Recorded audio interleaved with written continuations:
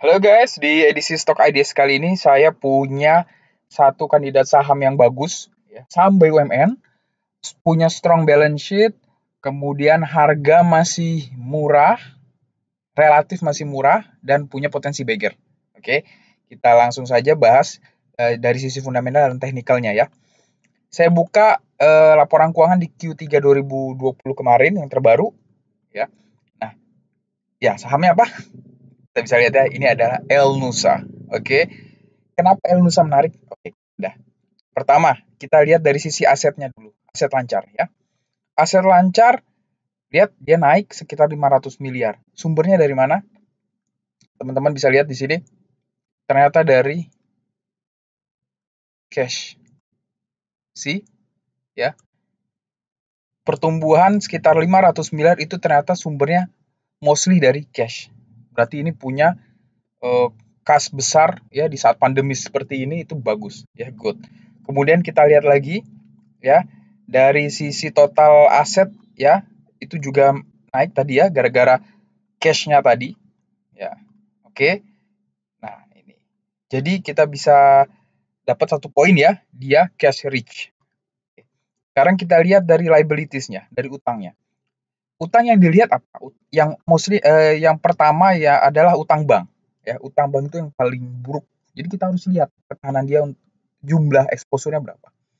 Pinjaman jangka pendek, lihat turun dari 309 miliar ya dari Desember 2019 turun jadi hanya 135 miliar. Lumayan ya. Turun setengah lebih. Nah, itu which is good ya. Kemudian kita lihat utang usaha. Utang usaha itu tidak terlalu signifikan dan juga tidak terlalu berbahaya ya. Kemudian utang bank sini ya. Utang bank jangka panjang yang jatuh tempo dalam waktu 1 tahun. Jadi punya utang jangka panjang tapi sudah ada yang jatuh tempo. Ya, itu ada 308 miliar. Ya, naik naik dari 239 ya karena dia akan jatuh tempo ya. Jadi secara komposisi utang bank itu totalnya yang akan wajib dilunasi segera dalam 1 tahun adalah sejumlah sekitar 440 miliar. 440 miliar. Dia punya cash berapa tadi? 1,3 triliun. Oke. 440 miliar 1,3 triliun, which is itu good ya. Dia istilahnya bisa bayar dari cash-nya dia. Saat sekarang pun dia bisa bayar. Jadi nggak akan pengaruh. Dia nggak akan disu, nggak akan bangkrut. Oke, jangka panjang. Kita lihat utang jangka panjangnya. Utang bank ya. Nah, di sini kita lihat ya, turun ya. Dari 578 turun menjadi 420 miliar ya. Nah, di situ. Satu yang menarik ya di sini yang meningkat yaitu pertama liabilitas sewa. Ya, liabilitas sewa ini terkait peraturan PSAK 73 yang terbaru ya. Jadi ini lebih ke regulatori ya. Perubahan dari sisi regulatori, jadi ada beban tambahan di sini yang wajib istilahnya wajib dicantumkan di sini ya. Kemudian ada utang obligasi sekitar 696 miliar. Nah, ini terkait Elsa ini bulan Agustus kemarin itu terbitkan suku Pijaro ya 700 miliar. Jadi which is good, itu jatuh temponya 2025, masih lama ya. Dan ini bagus untuk menambah ekspansi dia, modal ekspansi dia, dan juga tadi ya balik lagi ke cash tadi ya. Sekitar 500 miliar mungkin sumbernya dari sini, dan 100 miliar mungkin sudah dipakai untuk capex dan sebagainya. Nah, jadi dari sisi total liabilitas ya dia naik 700 miliar. Tapi kalau kita lihat ya, total utang banknya berapa sih? Ini kan utang yang berbahaya ya. 135 tambah 308 ya 400-an. Kemudian tambah 420 sekitar berarti 800 miliar. Tambah utang 800 miliar utang bank dulu ya. Berarti utang bank dia hanya 800 miliar. Cash dia 1,3 triliun. Berarti mampu di-cover oleh hanya cash dia, even utang jangka panjangnya. Nah, mungkin beban tambahan di sini nanti 2025 sekitar 700 miliar ini ya. Dia harus bukan obligasi ijarohnya, suku ijarohnya itu jatuh tempo. Ya. Tapi kalau dia bisa generate more return sampai 225 yang menambah cash dia, menambah ketahanan dia, nah ini harusnya tidak menjadi isu ya. Kemudian ekuitas. Ekuitas kita lihat ekuitas tumbuh. Ya, which is good. Ya, ini growth company ya. Ini growth stock ya. Jadi ekuitasnya terus tumbuh setiap tahun. Which is good. Oke, itu tadi raca. Kemudian dari sisi pendapatan kita lihat ya. Pendapatan. Ini dampak pandemi ya. Turun ya. Turun sekitar 200 miliar. Oke. Dan beban pokok pendapatannya juga turun 200 miliar. Ya, which is good. Jadi kalau pendapatannya turun, beban pokoknya harus turun ya. Nah, itu. Berarti ini memang sejalan ya, tidak ada permainan di istilah itu ngambil uang oleh pemiliknya dan sebagainya gitu ya. Beban penjualan dan sebagainya nih standar ya. Laba laba periode berjalannya juga kena ya dampak pandemi gitu di sini ya. Tapi ini teman-teman ingat ya. Jadi ini nih tahun Q3 2020 sebelum harga minyak naik ya. Sebelum harga minyak naik. Jadi kalau harga minyak naik ini pastinya tercermin di Q4 dan itu akan mempengaruhi pendapatan ya dan juga nanti ada kurs ya. Kurs dolar juga juga melemah kan terhadap rupiah sekarang udah di bawah 14.000. Jadi nanti Q4 2020 ini laporan Elnusannya akan bagus. Ya, udah bisa dipastikan lah harga minyak naik, dolar turun, ya melemah terhadap rupiah. Nah, itu aja udah dua katalis itu sudah bisa mengkerek labanya. Oke, ya, dia masih laba. Oke, itu yang penting. Kemudian kita lihat dari cash flow-nya. Ya, cash flow-nya ya terakhir. Ini cash flow penerimaan dari pelanggan naik ya. Dari 5,7 T menjadi 6,1, naik 400 miliar. Ini which is good, berarti dia punya kemampuan untuk generate ya. Istilahnya mengkolek gitu ya. Ya. Piutangnya menjadi more cash gitu ya. Gitu. Kemudian cash flow from operation juga naik ya. Naiknya hampir 2 kali lipat. Lihat di sini ya. Hampir 2 kali lipat. Tuh lihat. Kas yang dihasilkan dari operasi, which is berarti ini dari sisi operation ini bagus banget. Ya, bagus banget. Kemudian dari investasi, dia turun ya memang. Pasti di zaman pandemi ini dia akan hold untuk pembelian beberapa aset yang signifikan gitu ya, strategik. Nah, ini makanya turun di sini kan. Turun hampir setengahnya gitu. Kemudian dari sisi financing ya, financing tadi ya. Nah, ini terkait PSAK 73 ya, akhirnya dia harus expense gitu ya. Kemudian dari obligasi juga ya. Nah, dari obligasi dia dapat uang ya, dapat cash. Makanya dia positif 698 gitu ya. Nah, makanya di sini dia impact ke cash flow from financing activities-nya naik. Dari 16 miliar menjadi 71 miliar. Just good ya, good. Nah, ini yang penting nih, dari pinjaman bank juga turun. Jadi memang ini bagus ya, company yang bagus, perusahaan yang bagus tidak rely on bank. Jadi kita lihat strateginya ternyata dia tidak pinjam dari bank tapi terbitkan sukuk ya, atau obligasi syariah.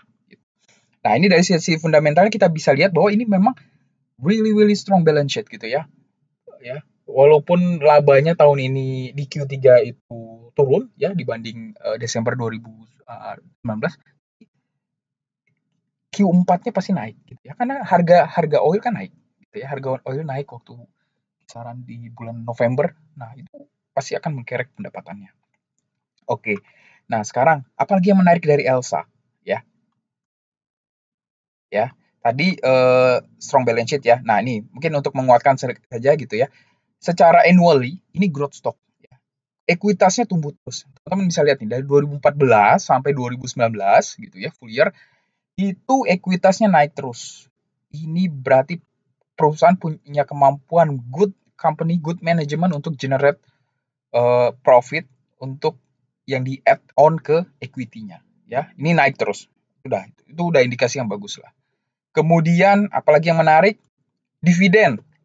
Ini ternyata bisa ngasih dividen dari relatif konsisten dari 2009 sampai 2020. Ini ada kosong di 2012. Cuman di 2012 kosong. Even di pandemi kemarin dia masih bisa ngasih dividen. Ini good ya. Jadi kita bisa dapat capital, tidak hanya capital gain tapi juga dari dividen. Gitu. Ya. Ini menarik. Kemudian apalagi Nah, coba kita komparasi dengan kompatriotnya ya, dengan peer-nya, Medco. Oke, Medco. Medco. Dari sisi valuasi, pair jelas Elsa menang, Medco minus, ya negatif. Udah itu udah kalau masalah laba generation itu udah pasti menang Elsa. PVV ya 0,75 Elsa, Medco 0,96 masih menang, masih murah gitu ya. Kemudian apalagi kemudian net profit margin juga pasti. Kalau pokoknya berhubungan dengan profit itu pasti menang dengan Elsa. ROA 4%. Ya, dibandingkan Medco minus. ROE 8%. Ini minus 15 kalau Medco. Gitu ya. Kemudian apalagi day sales outstanding tadi ya, kemampuan untuk generate revenue-nya ya menang juga dibanding Medco dari sisi operation-nya. Ya, cash conversion cycle menang juga. Jadi dari sisi operation memang Elsa ini sudah stable, sudah bagus, sudah growth gitu ya, dengan relatif konsisten gitu. Current ratio juga bagus ya, quick ratio 1,5, DER 0,55. Wow, it's good gitu ya. Medco banyak utang 2,5 gitu. Nah, itu yang menarik dari Elsa ya. Apalagi kita lihat dari sisi fundamentalnya, apalagi PEG ratio. Teman-teman bisa lihat di sini ya. 0,31 itu untuk growth stock murah ya, teman-teman. Kalau growth stock itu kalau ada saham growth stock di bawah 1, PEG rasionya di bawah 1, itu murah, udah ambil, beli ya. Itu acuan rule of thumb-nya gitu ya. Oke. Itu rasanya cukup ya untuk fundamental. Sekarang kita masuk ke teknikal. Kita lihat posisinya ini bisa di HK atau enggak gitu ya. Oke, kita masuk tradingview.com, kita masuk chart. Oke, kita lihat technically Elsa ini gimana posisinya sekarang.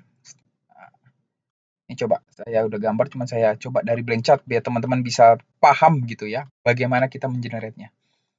Nah, coba kita weekly ya. Kita lihat trennya dulu. Ingat ya di video saya sebelumnya bagaimana kita menentukan support dan resistance. Pertama kita tentukan dulu trennya. Saya suka dengan weekly ya untuk tentukan tren. Nah, di sini kita bisa lihat kita pakai parallel channel. Oke. Nah, di sini kita ambil dari 2014 rasanya cukup ya. 4 tahun ke belakang. Nah, ini big trend channel dari Elsa memang masih downtrend ya, downtrend. Cuman menariknya di sini nih. Ini kemarin udah sempat breakout dari downtrendnya, keluar dari downtrendnya di bulan Januari di sini. Cuman akhirnya sempat nih, akhirnya karena isu di akhir Januari, ingat ya yang RB berhari-hari, margin call dan sebagainya, semua saham itu turun. Nah, dia balik lagi, ini ya, penurunannya cukup drastis ke sini. Ya, balik lagi menyentuh ke channelnya, titik channelnya. Nah, di sini. Tapi menariknya di sini. Lihat, ini ada rejection. Pas sudah sentuh trennya, channel trennya, dia rejection, balik lagi gitu. Maksudnya ternyata dia masih kuat gitu, mau melanjutkan breakout dari downtrendnya. Ini pernah di harga 700, teman-teman, Elsa nih. Coba kita pakai Fibonacci, ya. Kalau untuk pattern ada di sini ini inverted hand and shoulder tapi belum ya. Nah, coba kita pakai Fibo. Keburu breakout. Pakai Fibo di sini. Nah, di sini kan pas ya. Pakai Fibo ternyata titik krusial ya, titik support yang paling terdekatnya itu di ini Fibo 618 itu di 366. Di sini harga sekarang kan 380 ya, harga terakhir 380. Ini 3666. Coba kita pakai daily. Nah, di sini lebih enak mungkin ya. Nah, di sini ya. Teman-teman bisa lihat nggak di sini? Nah, ini ada rejection di sini. Atau saya geser dulu lebih enak. Nah, oke. Nah, di sini ada candle. Waktu turun IRB berhari-hari itu, zaman-zaman akhir Januari, tetap di satu titik di sini, di akhir Januari, dia ada rejection, reversal. Di sini naik lagi, dia ngelawan. Nah, sebenarnya posisinya relatif dekat dengan support, dekat ya di sini. Fibo 618366 ya. 380 coba 366 bagi 380. Oh, cuman selisih 3,6% ya, hanya turun 3,6% worth it lah. Jadi kalau teman-teman mau HK ini bisa ya. Paling dia akan biasalah dia akan mencoba turun dulu gitu ya. Disimulasikan. Nah, nanti ketika sudah sentuh ke sini, sorry. Nah, paling maksimum di sini ya. Kalau mau pasang cut loss berarti ketika udah di sini. Nah, sudah tembus ini di 350 ya. Kalau udah ini berarti dia balik lagi ke downtrend. Teman-teman harus cut loss ya. Harus lepas atau kurangi posisi.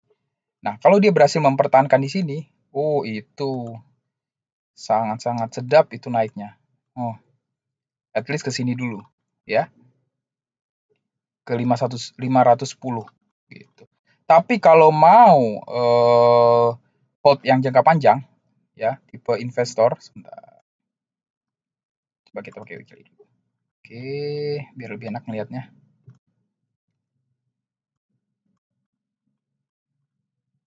Targetnya itu adalah sebesar tinggi channelnya ya, tinggi channelnya. Nah, di sini. Berapa tuh tinggi channelnya? Nah, di kisaran harga 700. Nah, 700 lah konservatif. Kita ambil 700 saja gitu ya. Ya. Kalau jangka panjang TP long term ini bisa 700. Berapa tuh? Dapat beggar belum? Ya, hampir beggar ya, 90%. Nah, tapi lihat menariknya di sini ya enggak? Reward risk ratio-nya lihat, reward risk ratio-nya even kita pakai yang di sini deh. Target yang cuma sampai 500. Ya, target sampai cuma 500 itu nih, posisi terakhir di sini. Berapa 380 ya? Nah, di sini. Ini reward-nya, risk-nya itu paling segini. Ini berapa kali nih? Ini berapa kali? Ini worth it banget untuk di HK nih. Nah, lihat. Ya kan? Worth it banget untuk di HK gitu. Jadi, teman-teman bisa HK, tapi kalau mau pakai manajemen juga boleh sih gitu. Karena ya sebenarnya dia akan mencoba mungkin kembali ke support dulu ya sedikit ke 366 atau di area-area situ lah. Sebenarnya harianya hanya minus 36%, 3,6% itu ya HK masih worth it lah gitu. Dengan reward, potensi reward sebesar ini gitu. Oke. Nah, ini edisi stok ADS kali ini saham Elsa kita recap coba. Ini dari sisi fundamental cash rich, utangnya rendah, ya punya operation yang bagus gitu ya, BUMN pula gitu pasti disupport oleh pemerintah gitu ya, apalagi anaknya Pertamina gitu. Kemudian katalis dari sisi komoditinya harga oil juga naik, terus dolar juga melemah terhadap rupiah sekarang udah di bawah 14.000, jadi which is akan pengaruh ke LK-nya dia karena dia punya kerugian di falas gitu ya, revaluasi ke dolar ya. Ada beberapa aset dia yang merugi karena tadi melemahnya rupiah terhadap dolar. Nah, sekarang kalau dolar naik, dolar melemah, udah dia pasti dapat insentif di situ. Kemudian ada juga, nah ini rumor lah, gitu ya, rumor. Tapi kita nggak bisa rely on ini. Nah, ini Elsa katanya ada isu corporate action akan di merger dengan beberapa cucu dan anak perusahaannya, which is akan memboost aset dia, gitu ya, akan memboost aset dia dan otomatis generate profitnya akan lebih tinggi lagi, gitu. Oke, nah ini mudah-mudahan berguna untuk teman-teman stok IDS kali ini. Nantikan stok IDS selanjutnya. Saya masih punya banyak ya saham yang bagus, under value dan bisa di HK serta reward risk ratio-nya Pak masih tinggi. Oke. See you Juragan. Bye bye.